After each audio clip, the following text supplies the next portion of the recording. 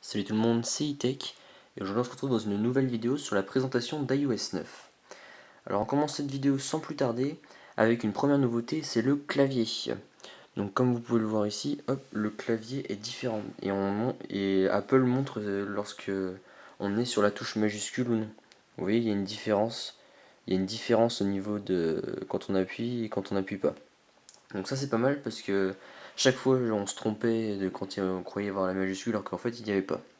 Ensuite, autre chose qui a changé, c'est la police. Donc comme vous pouvez le voir là sur le clavier, par exemple, quand on écrit, ça fait une police différente. Et sur le clavier, ça fait une police différente aussi. Quand on éteint son iPhone aussi, on peut voir que l'indication au niveau de l'heure, elle est différente, ainsi que les nombres du code, etc. Ensuite, une troisième nouveauté, c'est la batterie. Donc la batterie, quand on va dans les réglages, maintenant on a ce petit onglet là, batterie. Donc on clique dessus et on a le mode économie de la batterie.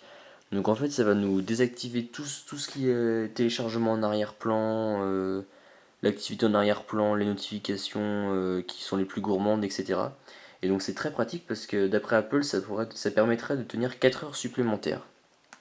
Et toujours en rapport avec la batterie, quand on descend là, hop vous voyez, ici on a marqué la batterie de notre iPhone et la batterie de son Apple Watch, quand on en a une. Et je trouve que ça c'est très pratique parce qu'on n'est pas tout le temps à regarder sa batterie et tout, puis là on descend de temps en temps et puis hop on voit le niveau de la batterie. Ensuite, une quatrième nouveauté, c'est les réglages. Donc hop, on est dans les réglages là, donc déjà là on a la barre de recherche pour chercher, donc on n'est plus obligé de descendre tout en bas, comme ça, etc. Puis ça a été un peu refait, un peu changé, il y a l'icône de la batterie, dans le général c'est un peu plus, c'est différent. D'ailleurs là on voit bien le changement de police, c'est un peu plus différent, c'est mieux, c'est plus rapide, etc. Ensuite, une autre nouveauté, c'est le multitâche. Donc hop, vous voyez maintenant ça s'affiche comme ça. Je trouve que ça rend beaucoup mieux avec l'iPhone que l'ancien multitâche qui à la fin était un peu tout le temps le même et que ça changeait pas trop. Donc moi je trouvais ça vraiment pas mal. Alors une autre nouveauté, mais que je pourrais pas vous montrer parce que je j'ai pas l'occasion de simplement de vous la montrer, c'est le bouton retour. Donc par exemple, imaginons qu'on est dans l'application Notes et on a une notification pour paramétrer la note, etc. Et ça dit aller dans les réglages pour paramétrer par exemple la synchronisation des notes. Et bien, ça va nous amener dans les réglages, et après dans les réglages, on aura un petit bouton retour là en haut. Donc on aura juste à taper dessus, et hop, ça va nous ramener sur les notes. Donc c'est très pratique. Ensuite, une autre nouveauté, c'est les fonds d'écran. Donc il y a des nouveaux fonds d'écran dans iOS 9. Donc vous voyez, on a tout cela. Et d'ailleurs, en parlant de fond d'écran, il y a aussi une autre petite nouveauté. Par exemple, si je veux celui-là, je fais définir. Vous voyez, là, ça fait plus avant les gros carrés les gros rectangles tout pas beau qu'on avait avant. Ça fait des petits trucs plus arrondis. C'est beaucoup mieux. Ensuite, une autre nouveauté, c'est les notes. L'application Notes a été complètement redesignée. Donc, comme avant, on peut écrire tout ça.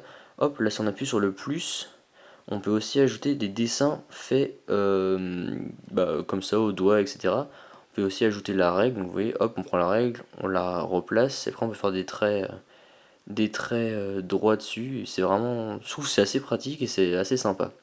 Ensuite, on pourra aussi ajouter des photos dessus et écrire sur les photos. Donc ça, c'est une nouveauté qui était assez attendue, donc c'est plutôt pas mal. Ensuite, une autre nouveauté, c'est Siri. Donc, dis Siri. Non, il m'a pas entendu, bon, c'est pas grave. Donc là, vous voyez, on l'active. Donc déjà, là, on a des petites zones colorées en bas. Et quand on l'active, il y a des nouvelles vibrations qui se font. Désolé Martin, je n'ai pas compris. Ouais, d'accord. Et donc Siri il reconnaît mieux la voix, il est plus performant qu'avant et les recherches sont plus pertinentes. Et pour finir cette vidéo, une dernière nouveauté, c'est l'application photo. Donc là, vous voyez, par exemple, je fais sélectionner et hop, vous voyez, je fais ça, hop, ça sélectionne tout d'un coup. Donc je trouve que c'est vraiment beaucoup plus pratique de faire ça plutôt que de faire comme avant, on devait sélectionner une par une les photos, etc. Hop, aussi une autre petite nouveauté, c'est quand on fait ça, hop, la photo, un peu comme sur Messenger, elle va directement en bas. Donc c'est pratique et ça nous permet de faire gagner du temps. Donc voilà, c'est tout pour cette vidéo, j'espère qu'elle vous a plu. Abonnez-vous et likez la vidéo. Salut!